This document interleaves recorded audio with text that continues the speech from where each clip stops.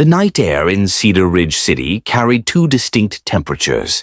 In the gleaming downtown district, where glass towers reflected artificial warmth and restaurant patios hummed with laughter, the cold was merely decorative, something to make expensive coats feel justified. But 3 blocks east, where the streetlights flickered sporadically and the pavement cracked like dried earth, the cold had teeth.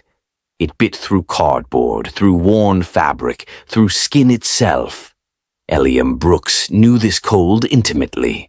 At 9 years old, he had learned to move through it like a shadow, his small frame hunched against wind that seemed to target him specifically. Tonight he worked the alley behind Westfield Science Academy, his bare feet soundless on the concrete as he approached the dumpsters. Most people saw trash. Eliam saw treasure. His hands, roughened beyond their years, pulled aside garbage bags with practiced efficiency. A half-eaten sandwich, he pocketed it. A torn backpack with one good strap, useful. Then his fingers brushed something that made his heart quicken. Paper. Thick, glossy paper. He pulled it into the dim light from a distant window. Atlas of Human Anatomy, 7th edition, he whispered, tracing the embossed letters. The spine was broken, pages loose, but the illustrations were intact.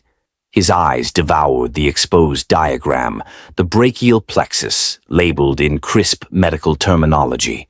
He didn't just read it, he consumed it, his photographic memory capturing every line, every label, every annotation some medical student had scribbled in the margins. 3 minutes later, he could have redrawn it perfectly. "Thank you," he murmured to the night, to the academy, to whoever had thrown away this gift. He carefully placed the anatomy book in his backpack alongside the other treasures he'd collected over months. Discarded medical journals, nursing school flashcards someone had tossed after graduation, a water-damaged copy of Emergency Medicine Procedures, missing its first 30 pages. Eliam didn't know why he collected these things, or perhaps he did, but the truth was too painful to speak aloud. It had something to do with the fluorescent lights of that clinic waiting room. It had everything to do with his mother's hand going cold in his. The memory surfaced unbidden. It always did when he found medical texts. Nora Brooks, thin from months of working 2 jobs while sick, slumped in a plastic chair. The receptionist barely glancing up. "Insurance card," his mother's whispered. I don't have." The dismissive wave. "Can't see you without insurance, ma'am. There's a county clinic that opens Monday." It had been Friday night. Monday never came for Nora Brooks. "Please," she had whispered, her voice barely audible, her hand gripping Eliam's so tight it hurt. "Someone listen. Please." But no one had listened. No one had seen. And 3 hours later, in that same waiting room, with Eliam crying and shaking her shoulder, someone finally called 911. Too late. Always too late for people like them. Eliam blinked hard, forcing the memory back down. He zipped the backpack carefully and began the long walk to the underpass where he'd hidden his cardboard shelter. His stomach growled. The sandwich would help, but it wasn't enough. It was never enough. Across the city, in a world Eliam had only seen through windows, Victor Dane stood in front of a full-length mirror, adjusting his tie with fingers that trembled slightly. The Selhurst Pavilion's private dressing room smelled of expensive cologne and furniture polish. Victor studied his reflection, sharp suit, silver cufflinks, the kind of watch that cost more than most people earned in a year. He looked like success. He looked like power. He looked like a man who wasn't slowly falling apart. The pain in his left leg had started 6 months ago, a tingling that progressed to numbness, then to weakness, that made him stumble when no one was watching. Dr. Morrison, his personal physician, had assured him it was a pinched nerve. "Common in men your age, Victor. Stress, probably. We'll schedule an MRI." 3 MRIs later, 2 specialist consultations. physical therapy that accomplished nothing, and the weakness was spreading. Now standing required concentration, walking required willpower, and tonight of all nights, he had to be perfect. "Victor?" Marla's voice came from the doorway. His wife entered, elegant in navy blue, her expression concerned. "You've been in here 20 minutes. The guests are arriving." "I'm fine," he said automatically, the lie smooth with practice. "Just making sure everything's perfect." 300 million doesn't close itself, Marla. She moved closer and he saw the worry in her eyes, the same worry that had been growing there for weeks. "You're in pain." "I'm fine," he repeated, sharper this time. "This is the biggest deal of my career. I'm not going to limp into that room and have Peterson questioning whether I'm fit to lead the development." Marla touched his arm gently. "No one would think." "Everyone would think it," Victor interrupted. He forced a smile, softening his tone. "I'm sorry, I'm just focused. Tonight is important." She nodded slowly, but the concern didn't leave her face. "The leg is getting worse, isn't it?" Victor turned back to the mirror, straightening his already straight tie. "I have an appointment with another specialist next week, some hotshot neurologist from Boston. Morrison says he's the best. That's what he said about the last two. This one will be different." Victor spoke with false confidence, the same tone he used in board meetings when hiding doubt. "Now, shall we greet our guests? We're celebrating. After all." The Selhurst Pavilion's main dining room glittered with crystal and ambition. 200 guests, investors, city council members, business partners, mingled beneath chandeliers that cost more than Eliam's mother had earned in her lifetime. Waiters circulated with champagne and hors d'oeuvres that were more art than food. At the center of it all, Victor Dane held court, accepting congratulations with practiced humility. "Victor, you magnificent bastard," James Peterson clapped him on the shoulder. 300 million. The waterfront development is going to transform this city. "Transform it for the better," Victor corrected smoothly. "Jobs, housing, a revitalized downtown. This isn't just business, James. It's legacy." Peterson laughed. "Legacy that will make us all very rich." Victor smiled, but his left leg was trembling. He shifted his weight subtly, leaning against the high-top table while making it look casual. The pain was sharp now, spreading from his hip down to his ankle. He'd taken his medication an hour ago. It wasn't helping. Marla appeared at his side with perfect timing, as if sensing his distress. "Gentlemen, they're ready to serve dinner. Victor, shall we take our seats?" Thank God, Victor thought. Sitting would help. He nodded graciously and began moving toward the head table. 3 steps. Just 3 steps. His leg buckled slightly and he caught himself on a chair back, disguising it as a casual pause to speak with another guest. "Victor Dane, the man of the hour." More handshakes, more congratulations. The room spun slightly. When had it gotten so hot? He made it to his seat and lowered himself carefully. Marla was watching him, her face pale. He squeezed her hand under the table. "I'm fine," he mouthed. Dinner began. Victor moved food around his plate, smiling and nodding while his business partners toasted and told stories. The pain was spreading now, a fire crawling up his spine. His left foot felt completely dead. When he tried to flex it under the table, nothing happened. The muscle simply didn't respond. "Victor, you haven't touched your steak," Peterson observed. "Everything all right?" "Saving room for dessert," Victor joked, his voice steady despite the panic building in his chest. "Marla tells me they've prepared something special." The conversation flowed around him. He participated automatically, his business persona running on muscle memory while his brain screamed warnings. Something was very wrong. This wasn't a pinched nerve. This wasn't stress. This was... The seizure hit without warning. One moment, Victor was lifting his wine glass. The next, his entire left side went rigid. The glass fell from his hand, shattering on the table.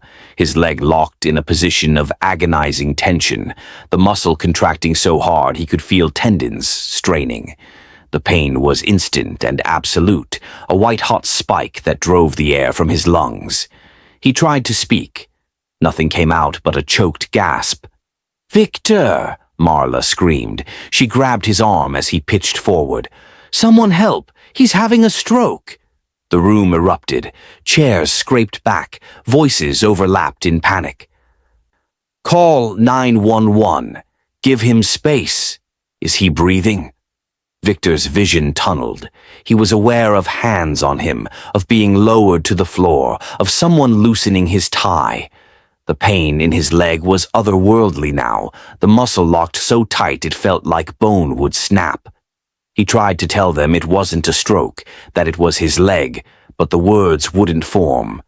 Trent Lawson, Victor's head of security, materialized above him, phone pressed to his ear. "Ambulance is 3 minutes out. Sir, can you hear me? Can you squeeze my hand?" Victor squeezed. At least his right side still worked. "It's not a stroke," Marla was saying, her voice high and thin. "It's his leg. The nerve condition. It's his leg." But the panic had taken on its own momentum. Someone had grabbed a tablecloth to put under Victor's head. Someone else was checking his pulse. The carefully orchestrated celebration had dissolved into chaos. 200 guests pressed against the walls, phones out, recording, whispering. Outside, in the cold that had teeth, Eliam was walking past the Selhurst pavilion when he heard the sirens. He paused, his scavenger's instincts alert. Sirens meant emergency, meant distraction, sometimes meant dropped wallets or abandoned purses in the confusion. He knew it was wrong to think that way, but survival had its own morality.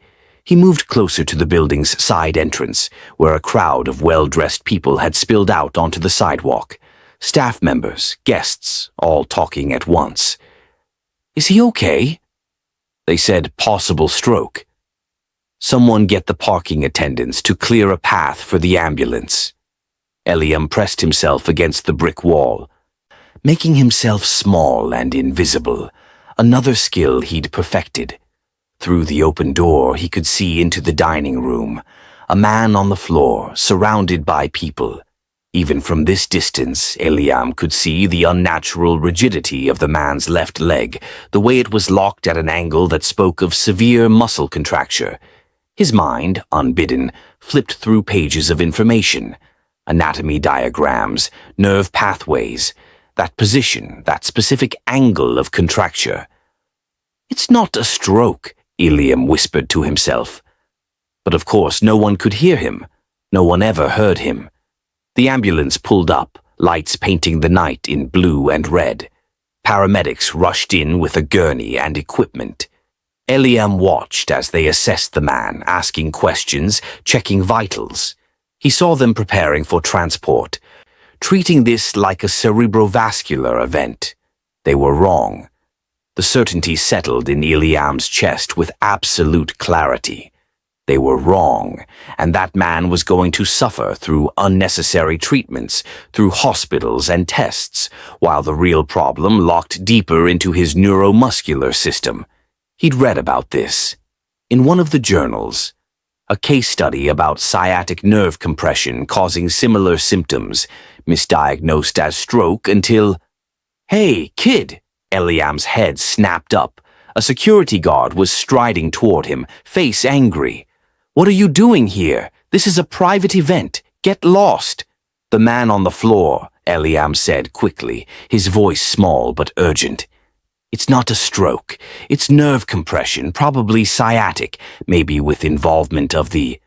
"I said get lost." The guard reached for Eliam's shoulder. Eliam ducked away, his heart pounding. But he couldn't leave. That man, he needed help. Real help. "Please, just let me." "Trent," another guard jogged over. "We need everyone inside, cleared for the ambulance. Deal with this vagrant later." Vagrant. The word stung, but Eliam was used to stings. He watched the guards hurry back inside, leaving him alone on the sidewalk. Through the windows, he could see them loading the man onto the gurney. Wrong. They were doing it all wrong. They were bending the affected leg, which would only increase the compression on the nerve root, which would... Eliam found himself moving before he'd made a conscious decision. His feet carried him through the side entrance, into the warmth and light and chaos. He was small enough, invisible enough, that for a few precious seconds, no one noticed him. He slipped between well-dressed bodies until he was close enough to see the man's face, pale and twisted with pain. "Wait," Eliam said, his voice barely audible in the noise. "You need to wait." A woman, the man's wife, Eliam guessed from her proximity and panic, turned to him. For just a moment their eyes met.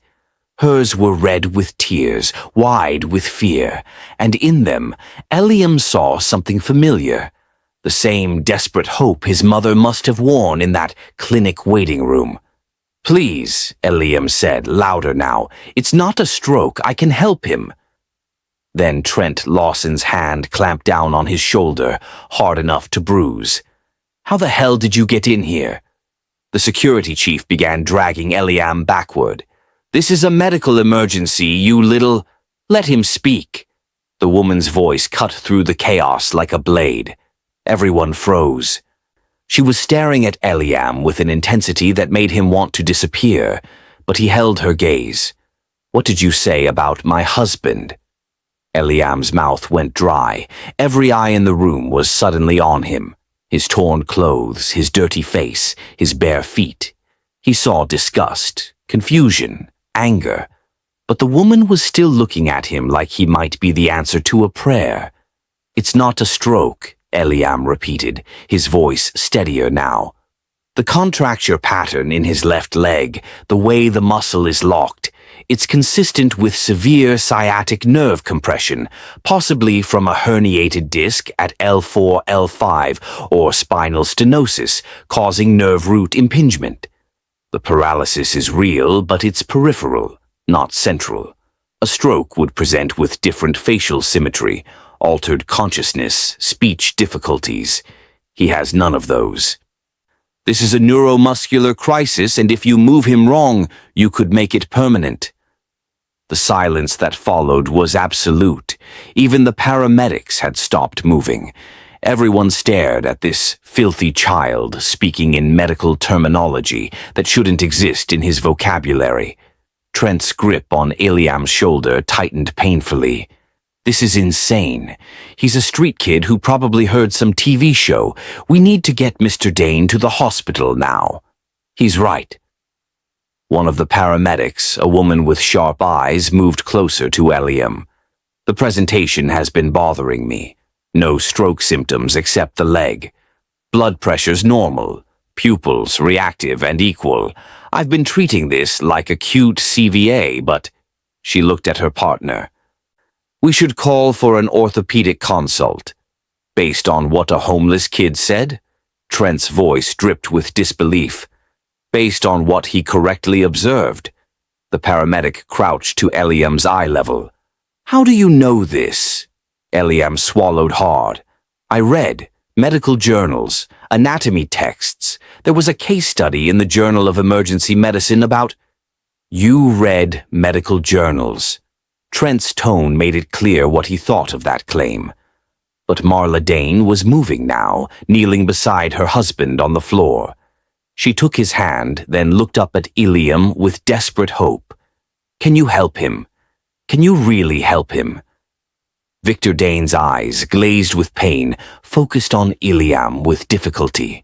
When he spoke, his voice was rough, strained. You're a child." "Yes, sir," Eliam said quietly.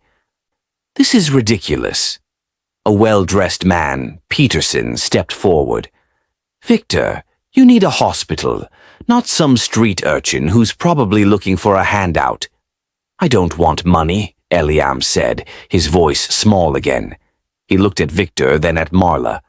I just don't want him to die waiting in a hospital when I can help him now, like my mother did." Something in those last words shifted the air in the room.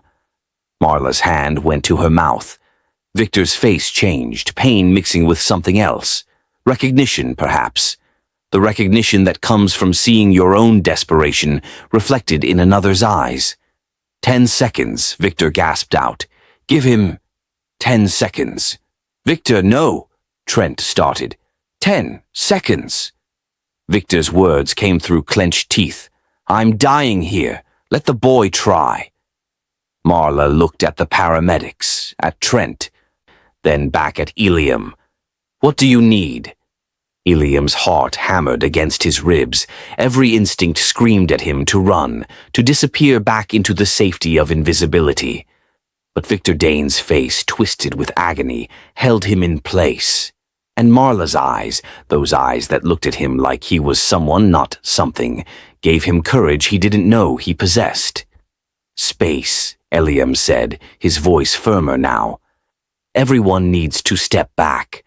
I need room to work, and I need him calm. Stress will make the muscle spasm worse." "This is insane," Peterson muttered, but he moved back with the others. The crowd formed a wide circle, leaving Eliam alone with Victor on the expensive hardwood floor.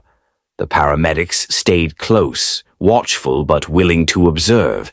Eliam knelt beside Victor, his small frame dwarfed by the businessman's bulk. Up close, he could see the sweat beading on Victor's forehead, the way his jaw clenched against waves of pain. "Mr. Dane," Eliam said softly, "I'm going to touch your leg. It's going to hurt at first, but you have to trust me." "Don't have much choice," Victor managed through gritted teeth. "You do," Eliam said, and meant it. "You can say no. You can go to the hospital, but this is a piriformis syndrome crisis with sciatic involvement. The muscle is in complete spasm, compressing the nerve. The hospital will give you muscle relaxants and pain medication, but by the time they image and diagnose, you could have permanent nerve damage. I can release it now."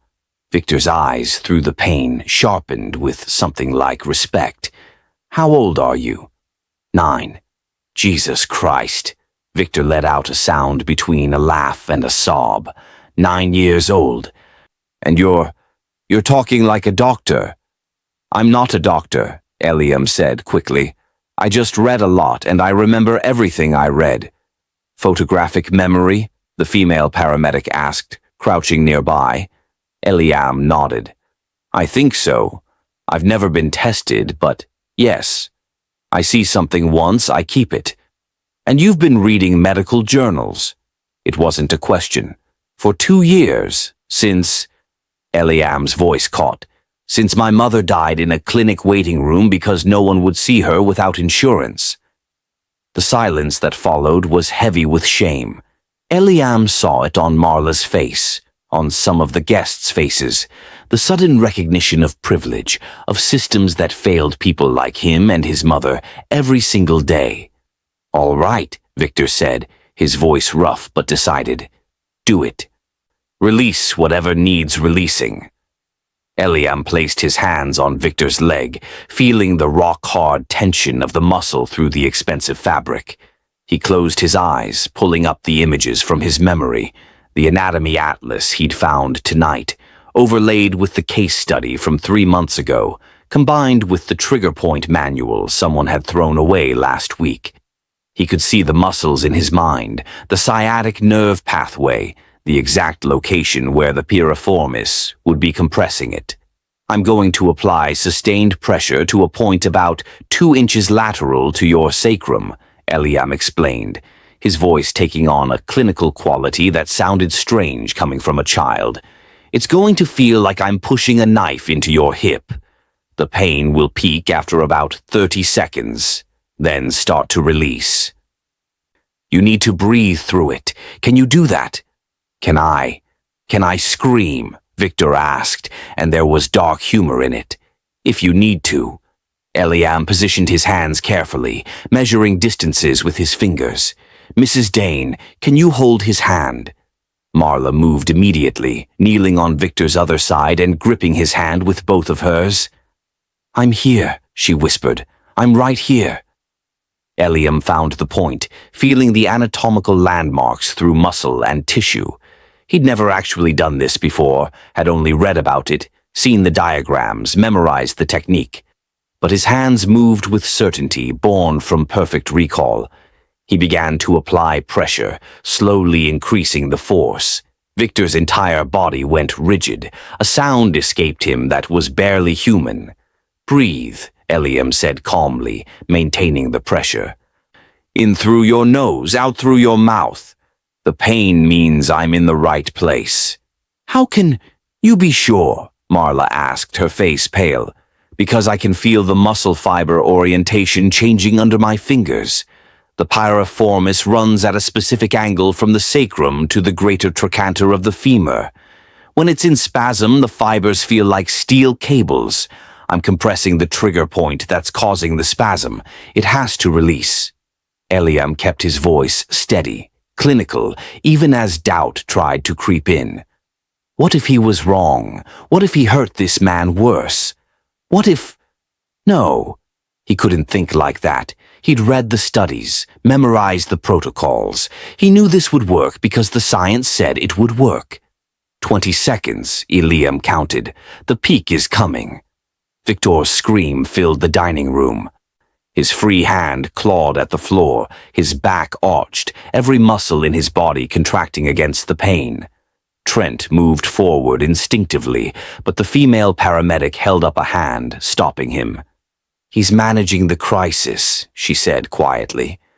"Watch the leg."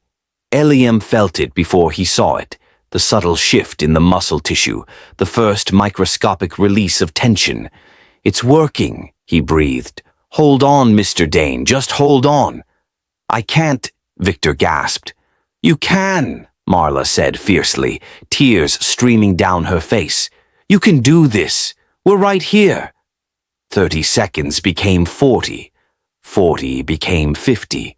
Eliam adjusted his hand position slightly, finding a secondary trigger point and applying pressure there too. The anatomy atlas, in his mind, showed him exactly where the muscle attachments were, where the nerve ran, where the release would propagate from. Then, like a dam breaking, the spasm released. Eliam felt the muscle soften under his hands, felt the sudden give as tension that had been locked for months finally let go. Victor's scream cut off into a gasp of shock. "Move your toes," Eliam said urgently. "Try to move your toes." For a moment, nothing happened. Then Victor's left toes twitched, once, twice. Then his foot flexed, his ankle rotated, his knee bent. "Oh my God," Marla sobbed. "Oh my God, Victor, you're moving." Victor lay there, breathing hard, staring at his leg like it belonged to someone else. "I can feel it," he whispered. "I can feel my leg. It's not numb.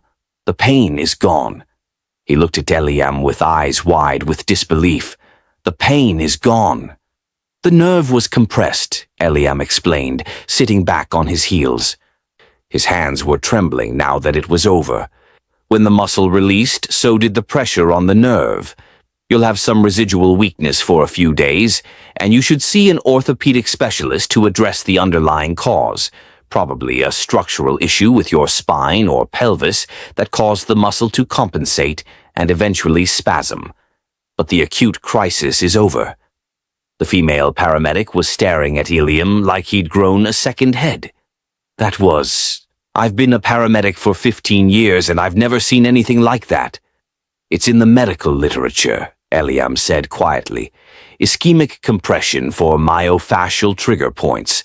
The technique has been documented since the 1980s. Most doctors don't use it because pharmaceutical intervention is easier and more profitable." Victor, slowly, carefully, sat up. Marla supported him, her hands shaking. He looked at his leg, flexed it again, then with her help stood. The room held its collective breath. Victor took one step, then another. His left leg held his weight without buckling, without pain, without the weakness that had plagued him for months. The dining room erupted.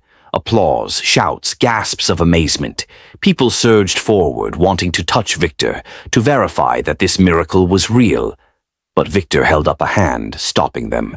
He turned to Eliam, who had shrunk back against the wall, overwhelmed by the attention. "You," Victor said, his voice thick with emotion. "Come here." Eliam hesitated, then moved forward. He had to tilt his head back to look up at Victor's face. Up close, he could see the man was crying, silent tears that tracked through the sweat on his face. "What's your name?" Victor asked. "Eliam Brooks, sir." "Eliam Brooks." Victor repeated it like a prayer. "You saved my life, you understand that? The doctors couldn't figure this out in 6 months. You did it in 60 seconds. "I just knew what to look for," Eliam said, his voice small. "I've read about cases like yours. Where do you live, Eliam?" The question landed like a punch. Eliam looked at his bare feet, his torn clothes. I have a place, under the Riverside overpass. It's not much, but—" "You're homeless," Victor's voice cracked. "You're 9 years old and you're homeless." Eliam nodded, unable to meet anyone's eyes. Shame burned through him, hot and familiar. "And tonight," Victor continued, "tonight you were probably looking for food in the trash behind this building. Maybe hoping someone would drop a wallet in the chaos. And instead you saw a stranger in pain and came to help. I didn't want you to die waiting," Eliam whispered, "like my mother did." Marla made a sound of pure heartbreak. She moved forward and, before Eliam could react, pulled him into a hug. He went rigid with shock. No one had hugged him since his mother died. Marla smelled like expensive perfume and safety, and Eliam felt something crack open in his chest. "Thank you," Marla whispered against his hair. "Thank you for saving him." When she released him, Victor was pulling out his wallet. He extracted a checkbook and a pen, and with hands that still trembled slightly, began to write. The scratch of pen on paper was loud in the hushed room. When he finished, he tore out the check and held it out to Eliam. Eliam took it automatically, then looked down. His eyes widened.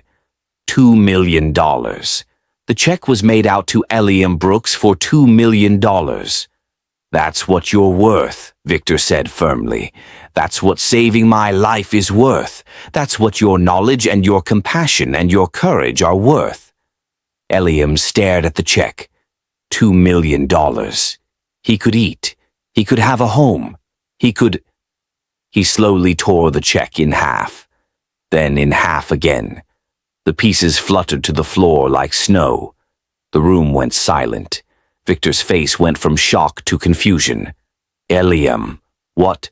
"I don't want money," Eliam said, his voice steady despite the tears now running down his face. "Money didn't save my mother. Money won't give me back the 2 years I've spent sleeping in the cold. Money won't teach me what I need to know to help people like you, like her, like all the people who die because no one listens." "Then what do you want?" Victor asked, and his voice was gentle now, respectful. Eliam looked up at him, this powerful man who stood before him with gratitude and shame and something like awe. "A place to sleep," Eliam said. "A chance to learn, a chance to become someone who can help people for real, not just because I got lucky finding the right medical journal in the trash." The silence stretched. Then Victor knelt down, putting himself at Eliam's eye level. When he spoke, his voice carried to every corner of the room. "Then that's what you'll have. Not money, but opportunity, a home, an education. Everything you need to become whatever you want to be." "I want to be a doctor," Eliam said immediately. "A real one. So next time someone like my mother comes into a clinic, someone will listen." Victor's face crumpled. He reached out and gripped Eliam's shoulders gently. "Then that's what you'll be. I swear it." He looked around at the assembled guests, wealthy, powerful people who had witnessed something they would never forget. You all heard that, right? This boy is under my protection now, my responsibility, and anyone who has a problem with that can get the hell out of my sight. No one moved, no one spoke, but Eliam saw something shift in some of their faces, recognition of their own complicity in systems that let children sleep under overpasses while they ate $100 steaks. Peterson stepped forward, his expression chastened. "The Riverside development," he said slowly. "The one we just closed. It includes plans for luxury condos, but there's land allocated for community services. We could build a clinic, a real one, free services for people without insurance." "Yes," Victor said immediately. "We could. We will." "I know a prep school," another guest offered. "Alderwood Preparatory. My kids go there. I'm on the board. We have scholarship programs." "My wife is an orthopedic surgeon," someone else said. "If the boy wants to learn medicine, she could mentor him." The offers came faster now, each person trying to contribute, to be part of this moment, to offset the guilt of their privilege with action. Eliam listened to it all with growing wonder and terror. This was too much, too fast. These people didn't know him. What if he failed them? What if he wasn't smart enough, wasn't good enough, wasn't... "Hey," Victor's voice cut through the spiral of Eliam's thoughts. "Look at me, son." Eliam looked up. Victor was smiling, tears still on his face. "You're going to be scared," Victor said. "You're going to doubt yourself. You're going to have days when you want to run back to what's familiar, even if what's familiar is cold and hungry. That's normal. But I'm going to be there. Marla's going to be there. All these people," he gestured at the crowd, "they're going to be there. You're not alone anymore. Do you understand?" Eliam nodded, not trusting his voice. "Good." Victor stood, wincing slightly as his leg protested the movement. "Now, first things first. You're going to eat a proper meal. Then we're going to get you some shoes. Jesus, you're barefoot in November. Then we're going to find you a safe place to sleep tonight. Tomorrow, we start figuring out the rest." But Eliam gestured at the ruined dinner party, the broken glass, the disrupted celebration. "Your party. I ruined—" "You saved it," Marla interrupted, moving to his other side. "You saved everything that matters." 3 weeks later, Eliam stood in front of Alderwood Preparatory Academy, his stomach twisting with a fear more intense than any he'd felt on the streets.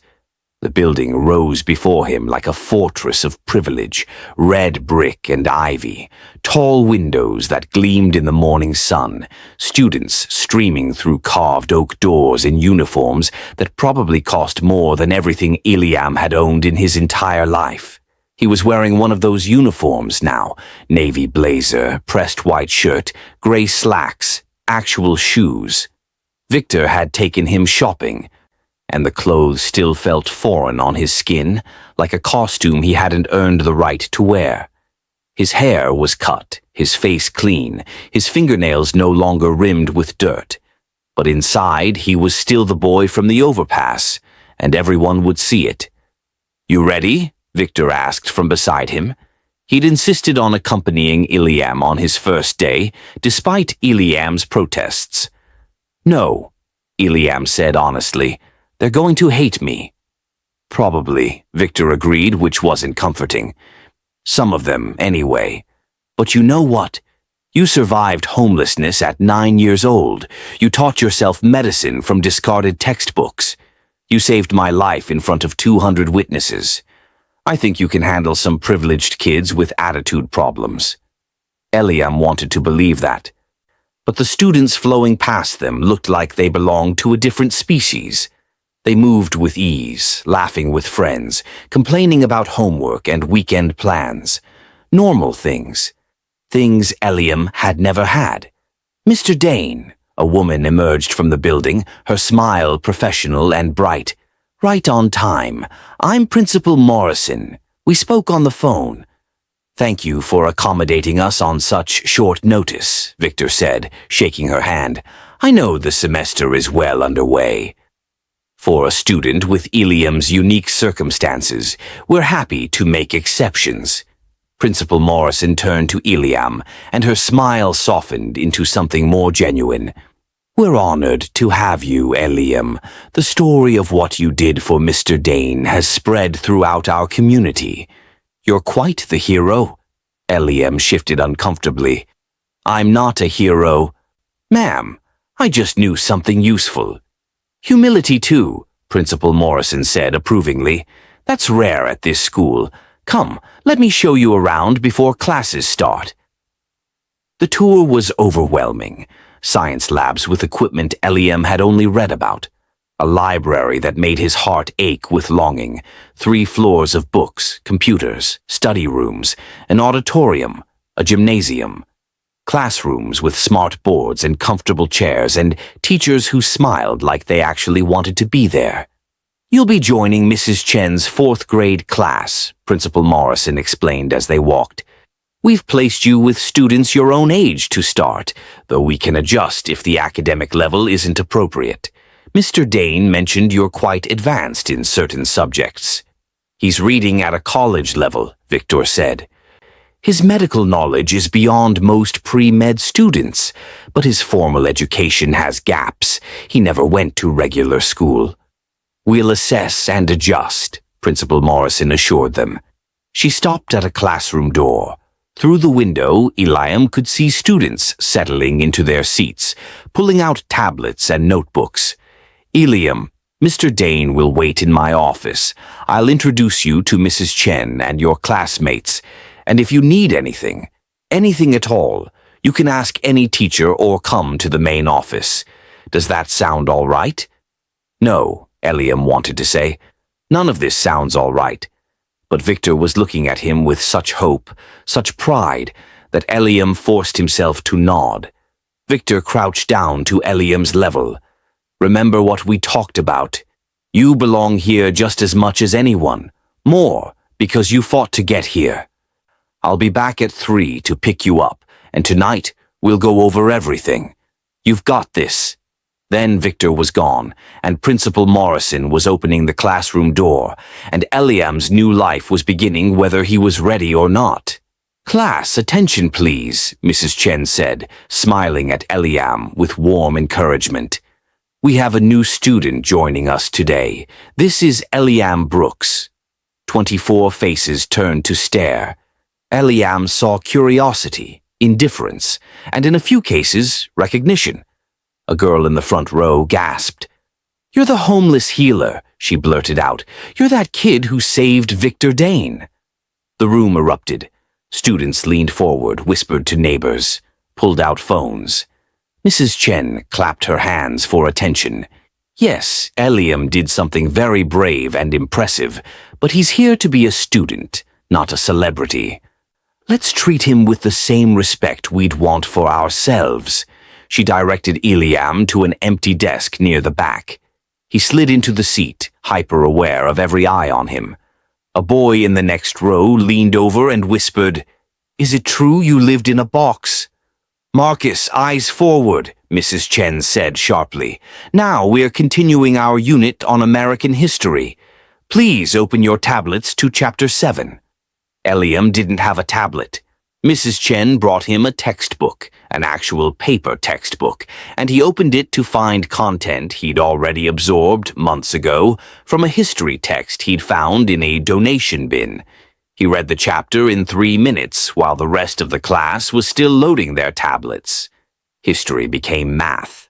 Math became English. Lunch approached. Eliam had never felt so alone while surrounded by people. The other students whispered about him, but not to him. When Mrs. Chen called on him and he answered correctly, he always answered correctly, they stared like he was performing a trick. At lunch, the cafeteria was its own special nightmare. Eliam took his tray, real food, hot food, more food than he'd sometimes eaten in a week, and searched for a place to sit. The tables were tribal territories he didn't understand. Sports kids here, drama kids there, honor students in the corner. Where did the formerly homeless scholarship kids sit? "You can sit with us if you want," a voice said behind him. Eliam turned to find 3 girls, including the one who'd called him the homeless healer. "I'm Sophie. This is Jenny and Aisha. We think what you did was amazing." Eliam followed them to a table, grateful for the offer even though he knew it came from curiosity more than friendship. The question started immediately. "What's Victor Dane like? Did you really live on the streets? How did you learn medicine? Is it true you can remember everything you read?" Eliam answered as best he could, but each question felt like picking at a wound. These girls meant well, but they looked at him like he was a story, not a person. Like his trauma was entertainment. "My mom says it's inspiring," Sophie said, "that you pulled yourself up despite your circumstances." Eliam thought about his mother dying in a waiting room, about the nights when cold cut through cardboard like knives, about hunger that made you dizzy, fear that kept you awake, shame that followed you everywhere. Pulled himself up, like it had been a choice. Like poverty was something you could overcome through willpower instead of luck, and the arbitrary kindness of strangers. "It wasn't inspiring," Eliam said quietly. "It was surviving. There's a difference." Sophie's smile faltered. "Oh, I didn't mean—" "It's fine," Eliam lied. He focused on his food, hoping they'd change the subject. But then a new voice cut through the cafeteria chatter. "Look, it's the charity case." Eliam's stomach dropped. A group of boys approached, 3 of them, led by a tall kid with perfect hair and a cruel smile. Marcus, from his class, and 2 older boys. "My dad says Victor Dane only brought you here for good PR," Marcus said, loud enough for nearby tables to hear. "Says it looks good for his business to have a homeless kid at his fancy school." "Marcus, shut up," Sophie said, but her voice lacked conviction. "What? I'm just saying what everyone's thinking." Marcus leaned against their table. "I mean, come on. This kid probably can't even read at grade level. They're just passing him through because Dane donated a new science wing." Eliam's hands clenched under the table. He could feel every eye on him, could feel the weight of judgment and pity and uncomfortable fascination. His face burned. "Victor Dane donated a new science wing?" Aisha asked, her tone shifting. "Last week," one of Marcus's friends confirmed, $2 million. Same day they enrolled the homeless kid. Convenient, right? The implication was clear. Eliam was bought and paid for, a transaction. Not a student who earned his place, but a prop in a wealthy man's redemption story. "That's not why I'm here," Eliam said, his voice low. "No? Then why are you here?" Marcus challenged.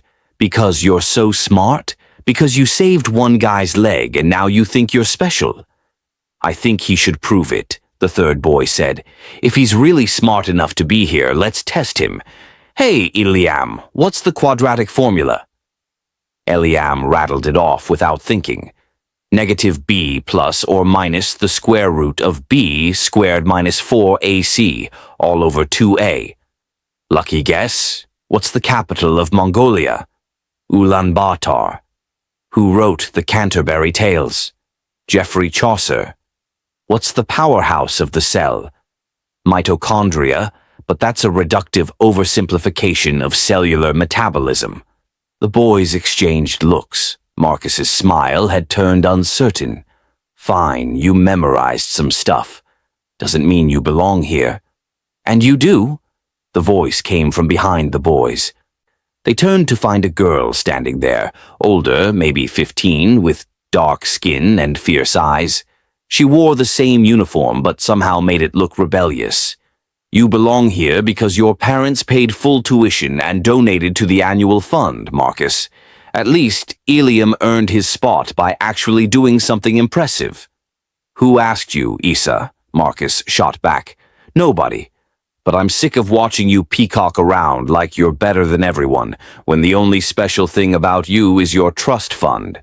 Issa moved to stand beside Eliam's table. Leave him alone. Marcus opened his mouth, closed it, then muttered something about freaks sticking together and walked away with his friends.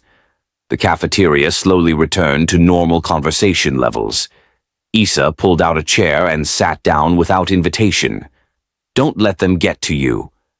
Marcus Bradley is a dick who peaked at birth when his parents named him after a luxury car brand. Despite everything, Eliam almost smiled. Thank you. Don't thank me. I just hate bullies. Issa studied him with unsettling directness. You're really him, right? The kid from the news. I guess. And you really lived on the streets?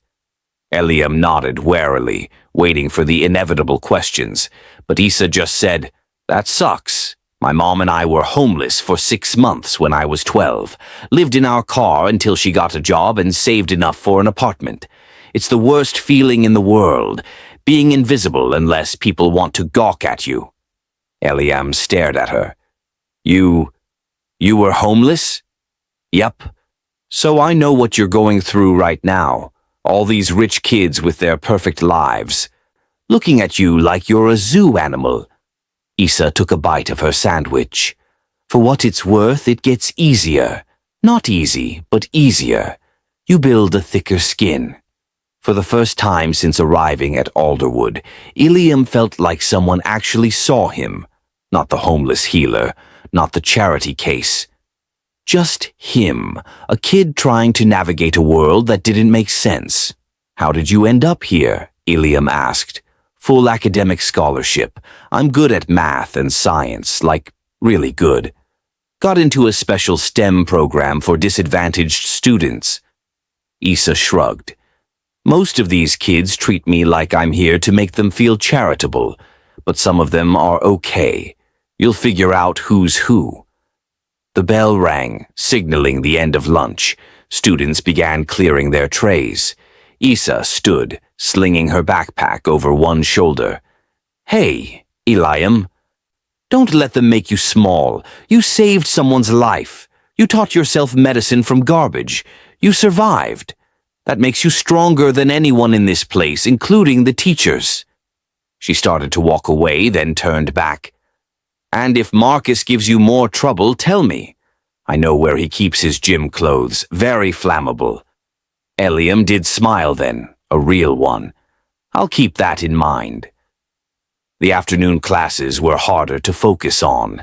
Eliam's mind kept wandering to the cafeteria confrontation, to Marcus's words about being a charity case, to the way Sophie and her friends had gone quiet and awkward after Issa left.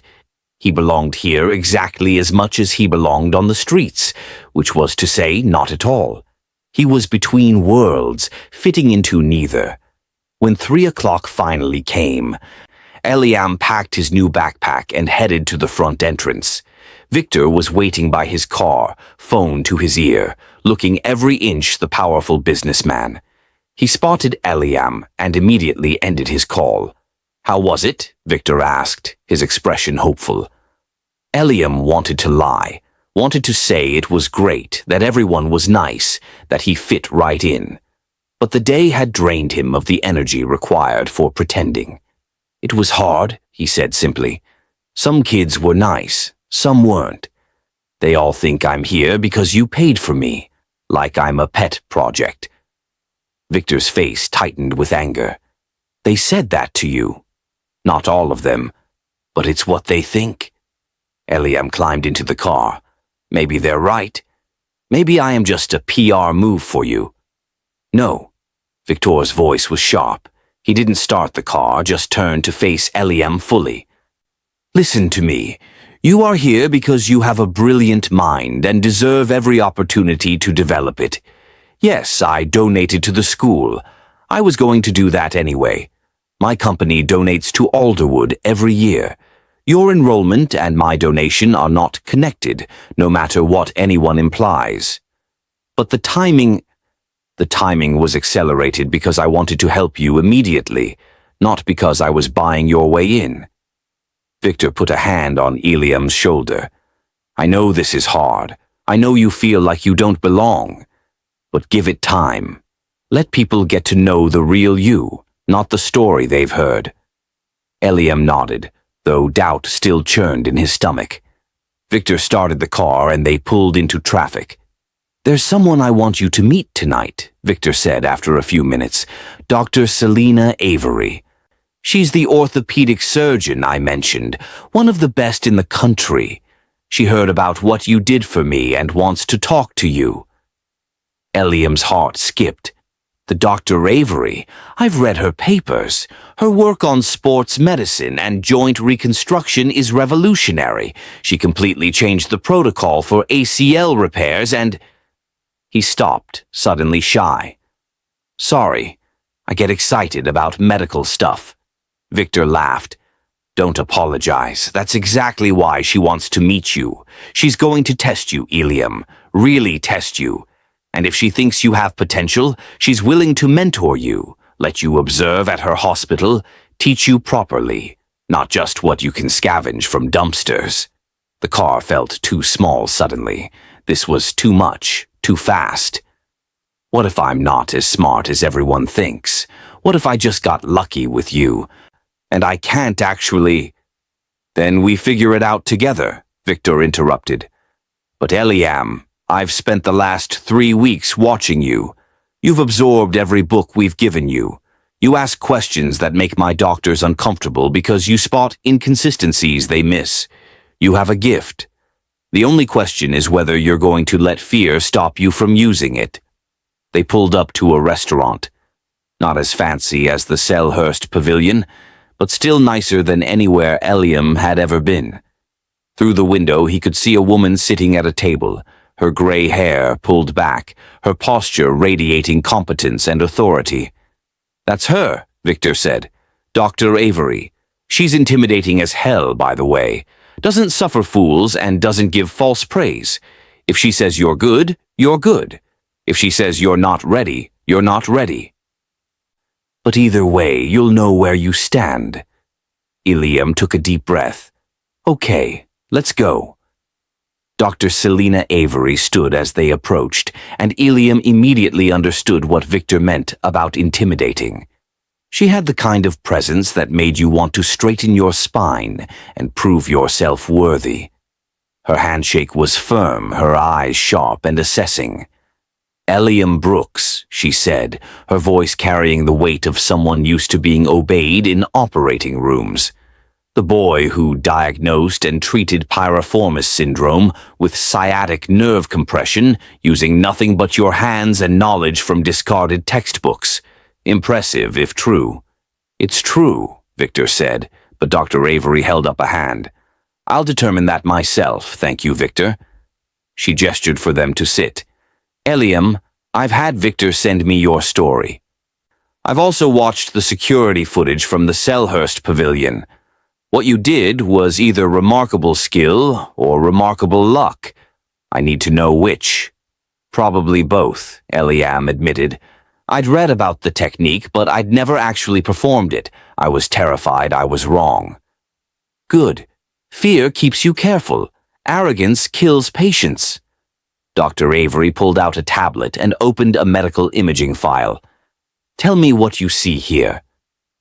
Eliam leaned forward, studying the MRI scan. It showed a knee joint, but something was clearly wrong with the anterior cruciate ligament. ACL tear.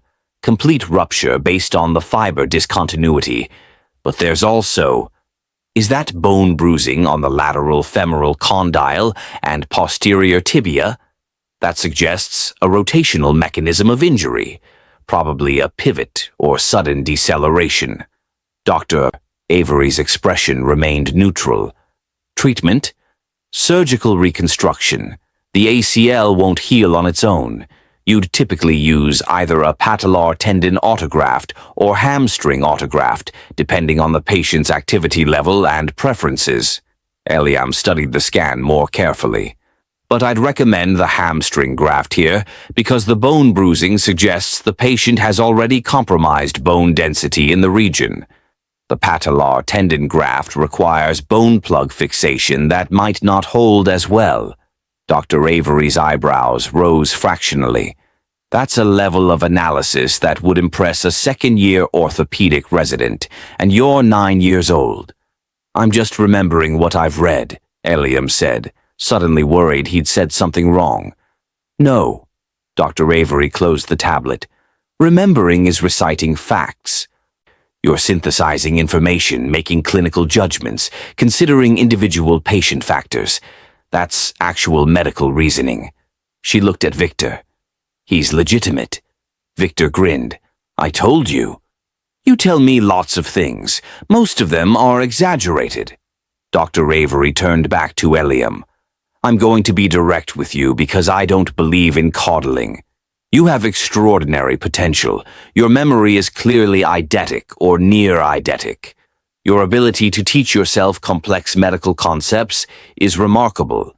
But you're also 9 years old with no formal medical training and significant gaps in your foundational education. Eliam's hope, which had been cautiously rising, crashed back down. So you won't help me? I didn't say that.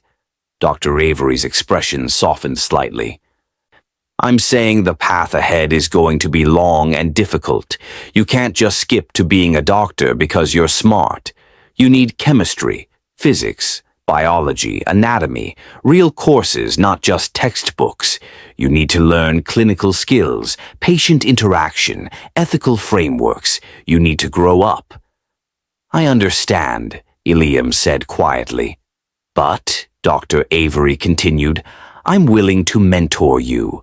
Starting next week, you can shadow me at Edenbrook Medical Center 2 afternoons a week.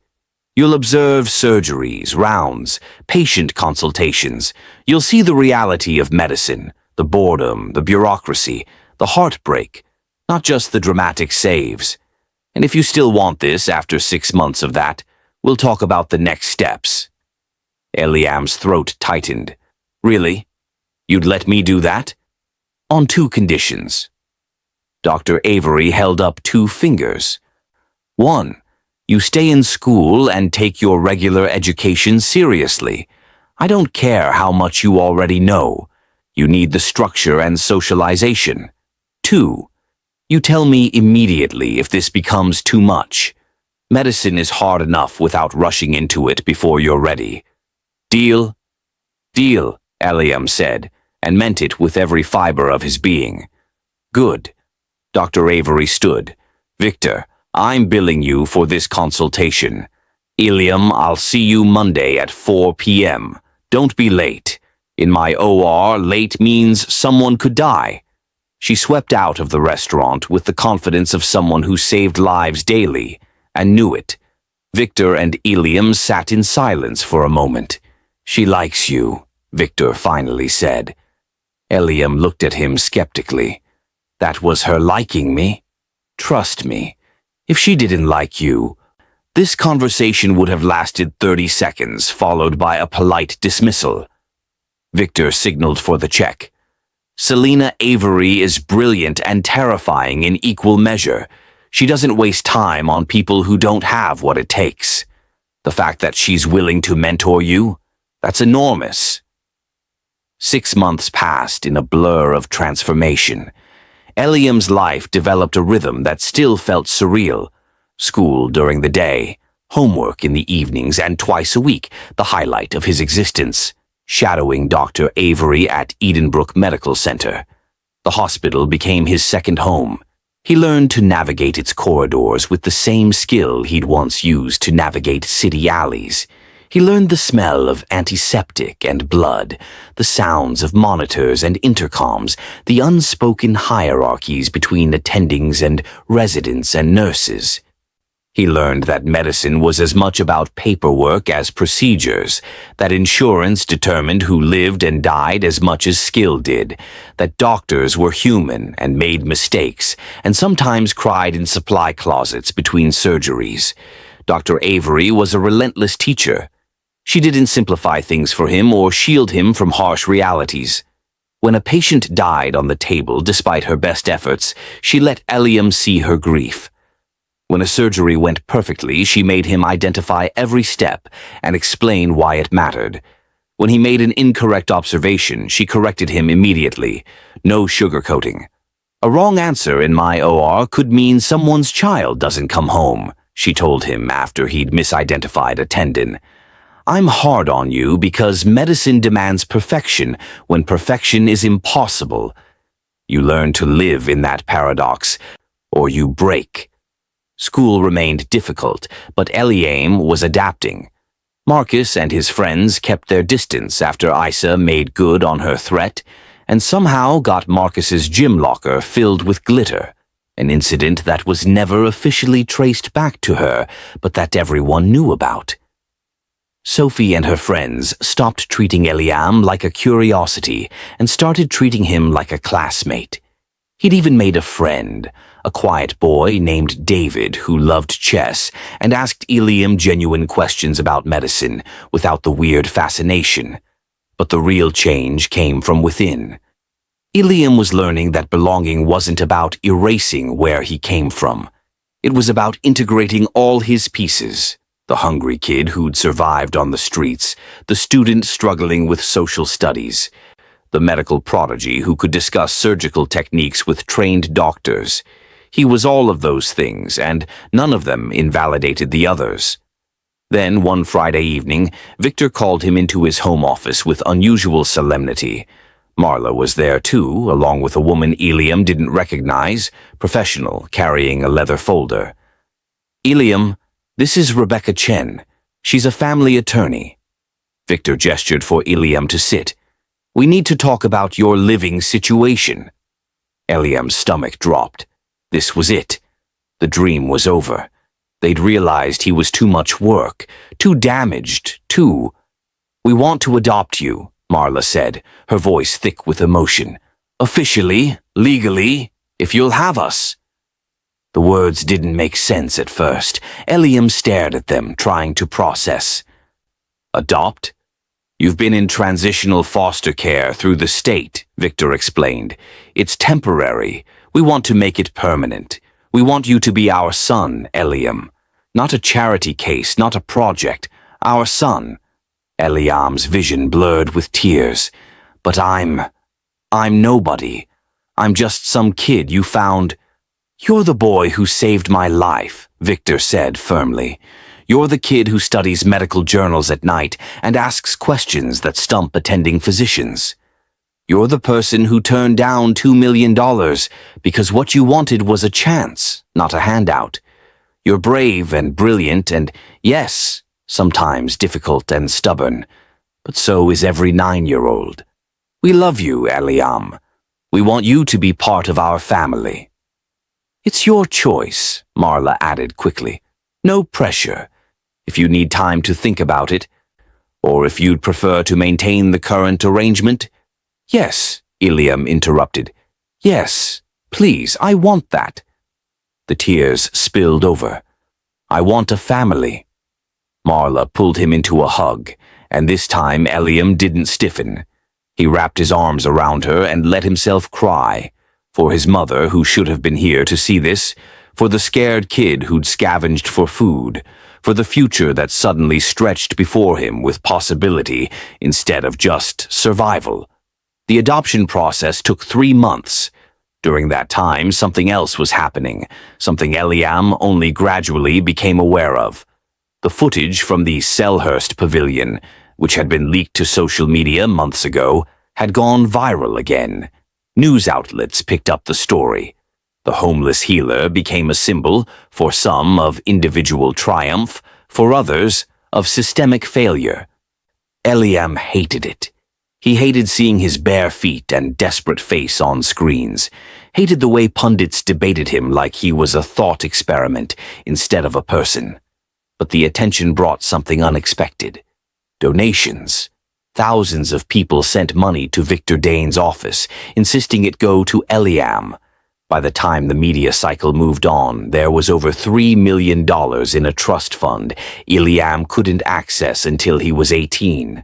What do I do with this? Eliam asked Victor one evening, staring at the account statements. I don't need it. You and Marla give me everything I need. Then use it for what you originally wanted, Victor suggested.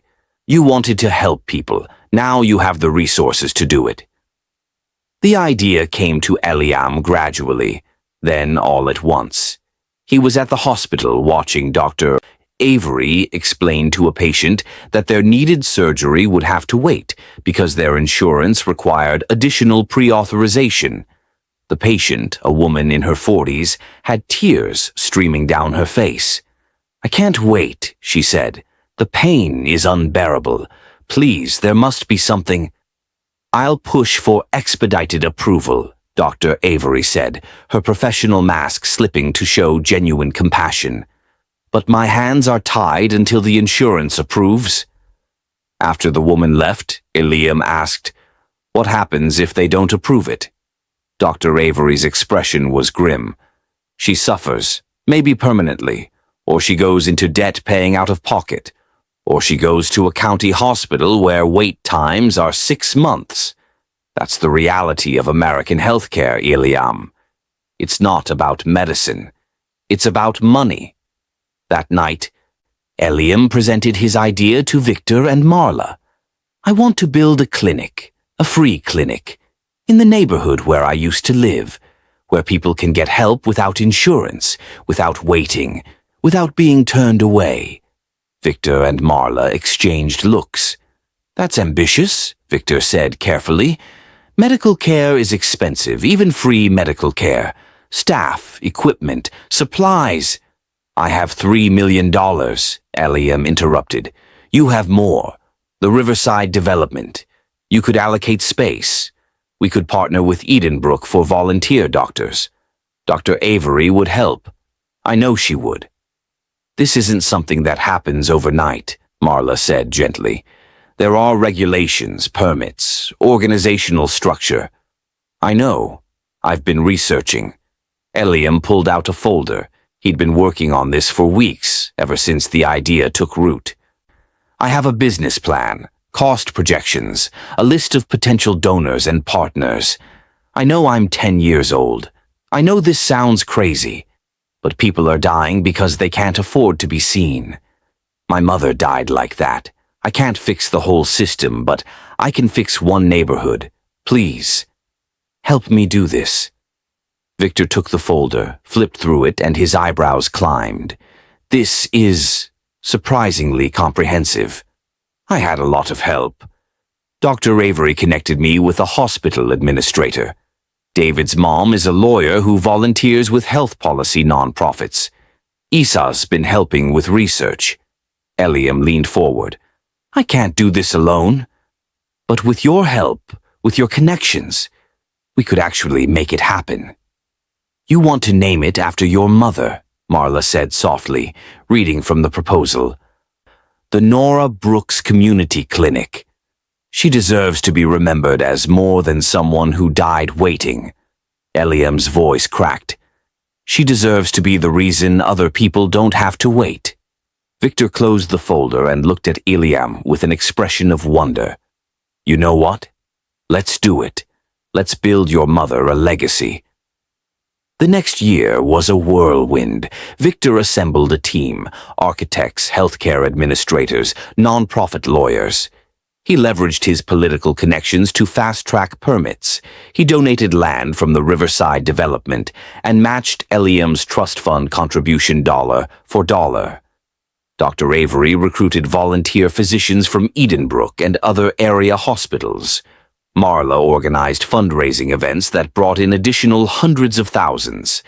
Eliam, meanwhile, became the face of the project.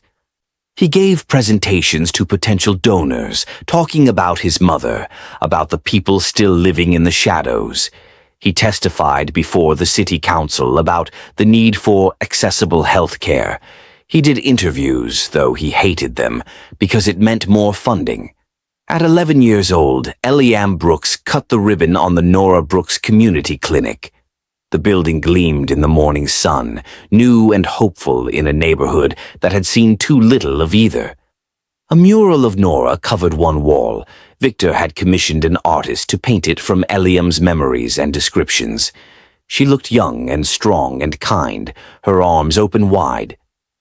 "This clinic," Eliam said to the assembled crowd, his voice amplified by microphones, "exists because my mother didn't.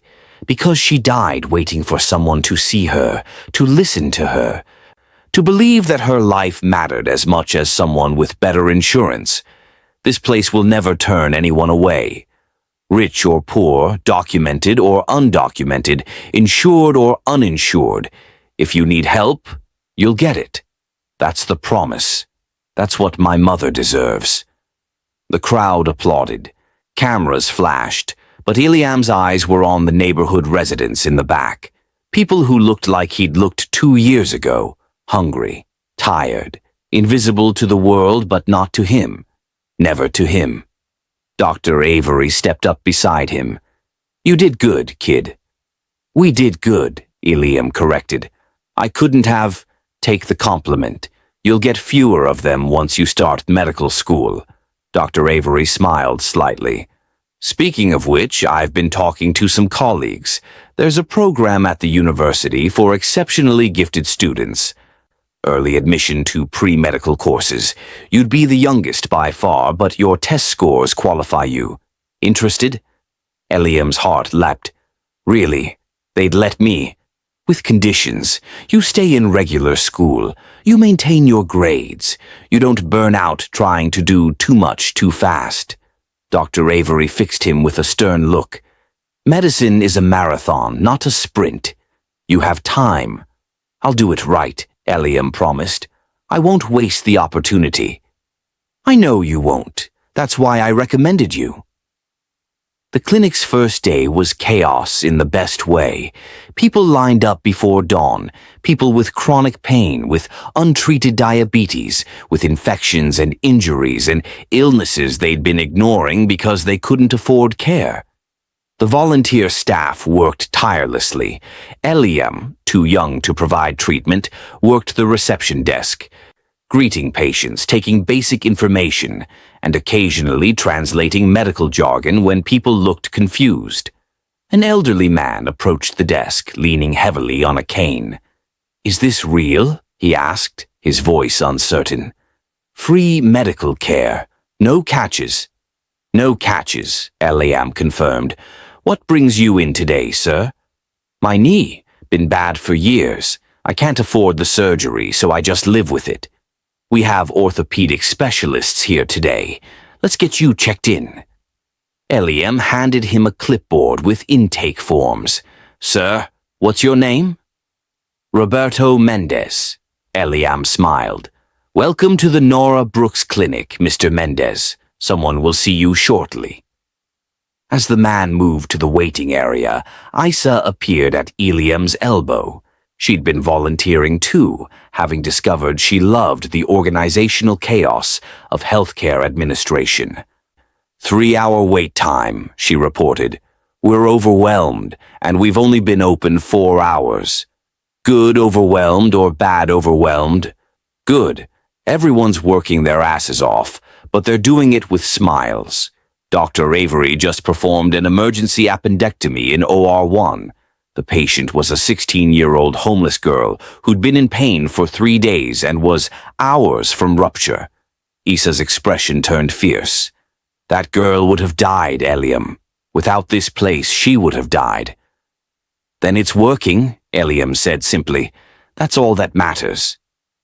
Over the following months, the clinic became a cornerstone of the community. The initial media attention faded, which Eliam welcomed. The work was what mattered. The thousands of patients seen, the lives saved, the dignity restored. Victor leveraged the clinic's success to push for broader healthcare policy changes. Dr. Avery used it as a teaching hospital for residents who wanted to understand medicine beyond wealthy patient populations. And Eliam grew. He started university pre-med courses at 12, studying alongside students twice his age. He continued shadowing Dr. Avery, his skills growing daily. He maintained friendships with David and Isa, normal relationships that grounded him. He learned to accept that he'd always be different, too young, too advanced, too much. But that different wasn't wrong. On his 13th birthday, Victor and Marla threw him a party at their home. Not a big social event, just close friends and people who mattered. Dr. Avery came, along with several staff members from the clinic. David and Isa were there. Even Marcus showed up, having evolved from bully to grudging respecter of Eliam's achievements. After cake, when most guests had left, Eliam found himself in the backyard with Victor, looking at the stars. The older man, his father now, legally and in every way that mattered, put a hand on Eliam's shoulder. "Your mother would be proud," Victor said quietly. Eliam felt the familiar ache of loss, softened now by time and love, but never truly gone. "I hope so. I think about her every day, about what she'd say, what she'd think of all this. I think she'd say you took your pain and turned it into purpose. That's what the best people do." Victor paused. "You know, the night we met, I was at the peak of my success, richest I'd ever been, most powerful, and I was miserable, trapped in my own body, unable to fix something money couldn't buy. Then this skinny kid with bare feet looked at me and saw past everything, the wealth, the status, the fear, and just saw someone who needed help. You saw me too," Eliam said. "Everyone else wanted me to disappear. You saw me. Because you insisted on being seen. That's your superpower, Eliam. Not the photographic memory, not the medical knowledge, the fact that you refuse to let people be invisible. You fight for the forgotten. That's what makes you extraordinary." Inside, Marla called that it was time for presents. Eliam started to turn, but Victor stopped him. "One more thing. I've been working with the city council and some other developers. We're planning 6 more community clinics across the city. Free healthcare centers in underserved neighborhoods. We're calling it the Brooks Initiative." Victor smiled at Eliam's shocked expression. "You started something that's bigger than one building, son. You proved it could work. Now we're scaling it up." 6 more clinics? Eliam's mind was already racing with possibilities. "We'll need staff, funding, community partnerships. We'll figure it out. We always do." Victor squeezed his shoulder. "Come on. Your mother's waiting to give you a gift she's been conspiring about with Dr. Avery for months." The gift was a full anatomy skeleton for Eliam's room, professional grade, the kind medical schools used. Marla and Dr. Avery had gone in on it together. Attached was a note in Dr. Avery's sharp handwriting. "For when textbooks aren't enough, keep pushing. You're going to change medicine. S.A." That night, lying in his bed, his actual bed, in his actual room, in a house where he was safe and loved, Eliam thought about the boy who'd scavenged through dumpsters for medical journals. That boy felt like a lifetime ago and also like yesterday. He'd gained so much, a family, an education, a purpose, but he'd also carried forward everything that mattered from those dark days, the empathy born from suffering, the determination born from loss, the clarity born from seeing society's failures up close. He pulled out his phone and opened to a note-taking app.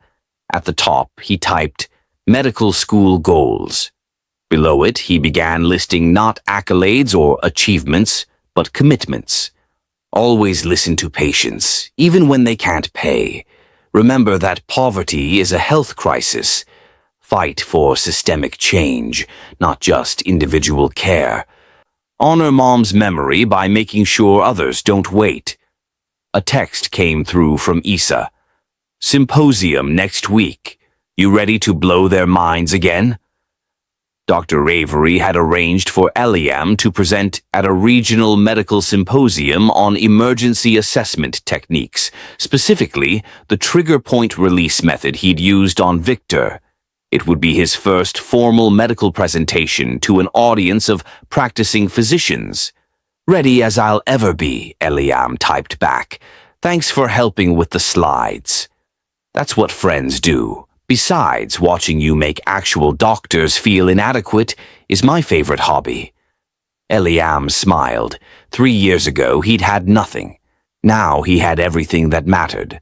Not wealth, though he had access to it, not fame, though some people recognized him, but connection, purpose, and the chance to make his mother's death mean something.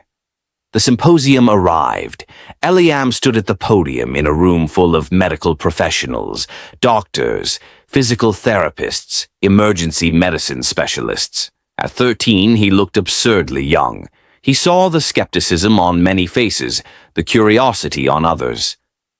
"My name is Eliam Brooks," he began, his voice steady despite his racing heart. 3 years ago, I was homeless and teaching myself medicine from discarded textbooks. Tonight, I'm here to discuss emergency neuromuscular assessment and treatment, specifically addressing acute piriformis syndrome with sciatic nerve involvement in non-clinical settings.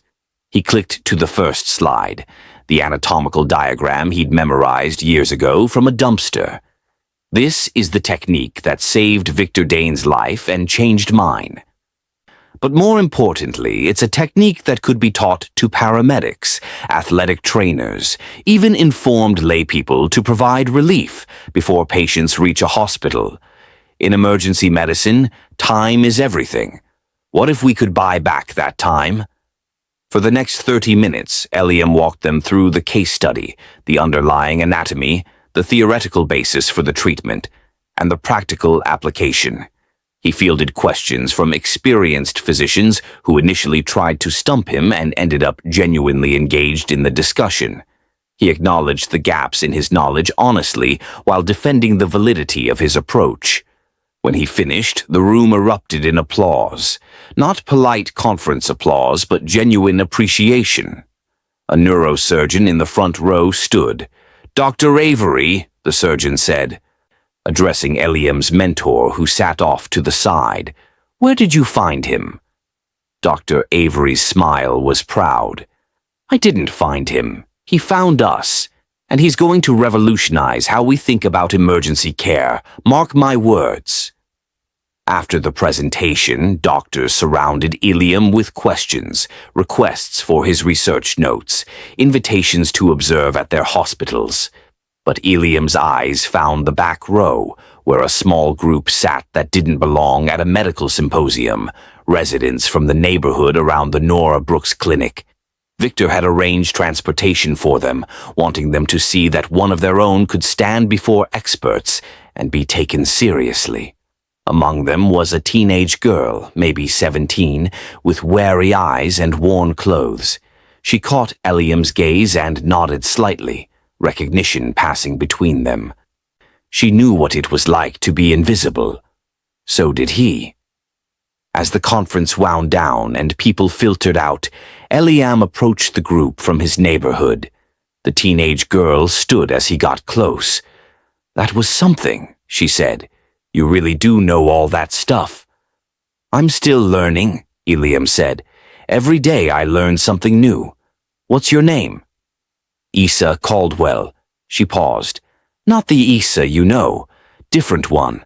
My mom named me after a saint, hoping I'd turn out better than she did. Didn't work." "What makes you say that?" "I'm homeless, dropped out of school. Not exactly saintly." Eliam studied her. The intelligence in her eyes, despite the defensive posture, the curiosity that had brought her to a medical conference when she could have been anywhere else.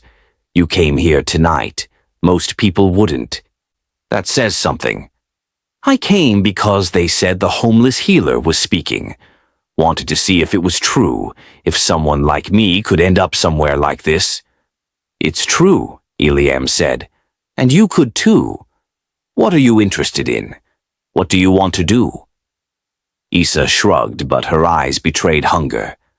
"I used to like biology, before I dropped out. Used to think maybe I'd be a nurse or something, but that was kid stuff. The clinic has a program," Eliam said, ideas forming. "Job training for young people in healthcare, medical assistance, phlebotomy, basic patient care. It's paid training. They help you get a GED if you don't have a diploma. Interested?" Why would you help me? You don't know me. Because 3 years ago I was you, and someone helped me. Eliam pulled out a business card, his own, printed with the clinic's information. Come by Monday, ask for Maria in administration. Tell her I sent you. She'll get you set up. Issa took the card like it might burn her. Just like that. Just like that. People aren't invisible, Issa. We just have to learn to see them. She stared at him for a long moment, then nodded. Monday. I'll be there. As Eliam watched her walk away, he felt the circle closing. He'd been saved. Now he was saving others. And those others would save still more. The ripples spreading outward from one cold night, one desperate moment, one powerful man who chose to see a homeless child as a human being. Victor appeared at his side, making more promises. Keeping the important ones, Eliam corrected. That's what this is all about, isn't it? Keeping the promise that Mom made me make, to survive, to remember, to make sure others don't suffer the way she did. You've done that 10 times over, son. No, Eliam said, his eyes on the empty doorway where Issa Caldwell had disappeared. I've only just started. The story could have ended there. Triumphant boy genius, successful clinic, happy family. But Eliam's story wasn't about endings. It was about continuations. Every patient at the clinic was a continuation of his mother's story.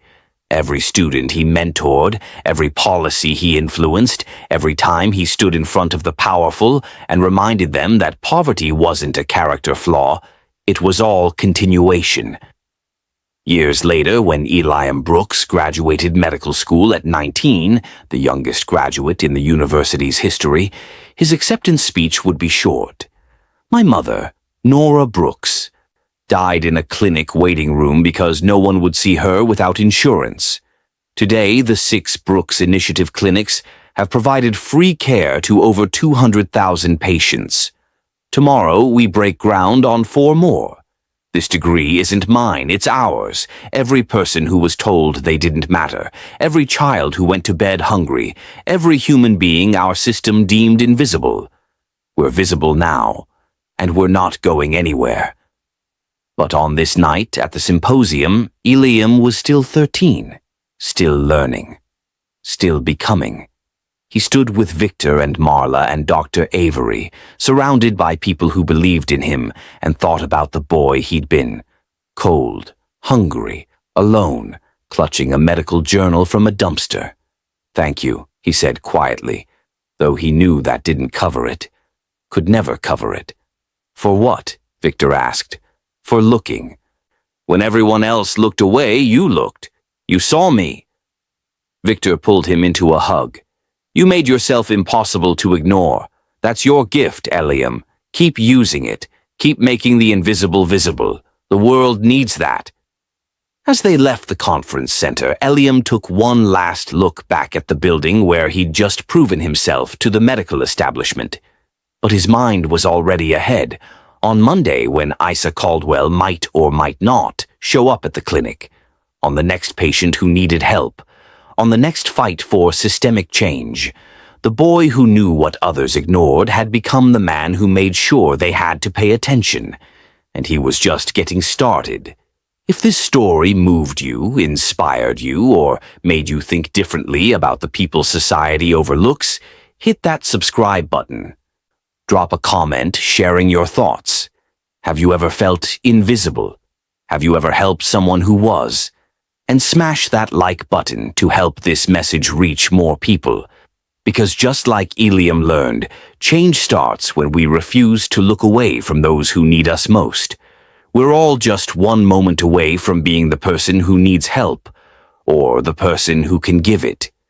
Choose to see. Choose to act. Choose to make a difference. The end.